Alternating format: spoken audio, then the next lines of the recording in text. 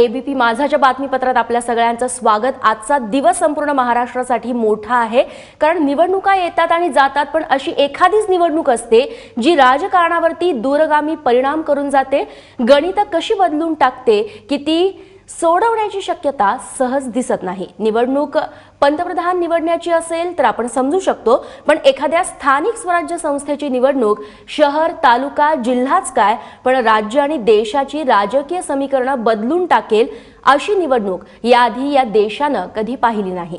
ती निवडणूक महाराष्ट्राने या देशाला दिलेली आहे। त्या निवडणुकांचा निकाल आज आहे।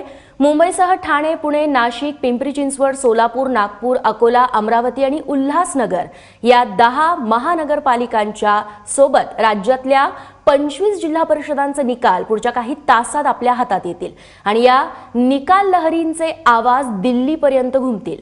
15 वर्षांची आघाडीची सत्ता मोडून काढून देवेंद्र फडणवीसांच्या नेतृत्वाखाली पहिल्यांदाच महाराष्ट्रात आलेल्या भाजप सरकारची ही मिड टर्म परीक्षा तर आहेच, पण 30 वर्षांनी केंद्रात आलेल्या एका संपूर्ण बहुमतातल्या सरकारच्या आजवरच्या सर्वात मोठ्या निर्णयाची देखील ही कसोटी आहे।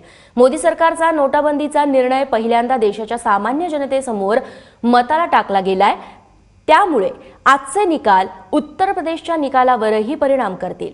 37,000 कोटी बजेटच्या मुंबईसाठी मुख्यमंत्री देवेंद्र फडणवीस यांनी आपली राजकीय कारकीर्द आणि 25 वर्ष या शहरावरती अधिराज्य गाजवणाऱ्या शिवसेनेच्या उद्धव ठाकरेंनी मराठी अस्मिता या एका निवडणुकीमध्ये पणाला लावली आहे। त्या दोघांच्या कारकिर्दीसोबतच राज्यातल्या सरकारचं भवितव्य देखील हीच निवडणूक ठरवणार आहे।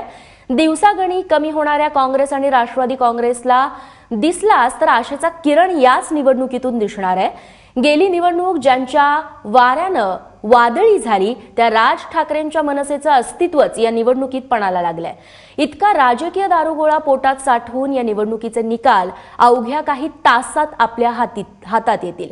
या निकालांचं सखोल, सटीक, नेमकं आणि द्रष्ट विश्लेषण एबीपी माझा संपूर्ण महाराष्ट्रासाठी करणार आहे। आतापासून सुरू होणारं हे मेगा कव्हरेज अव्याहतपणे कौल मराठी मनाचा उलगडून दाखवेल।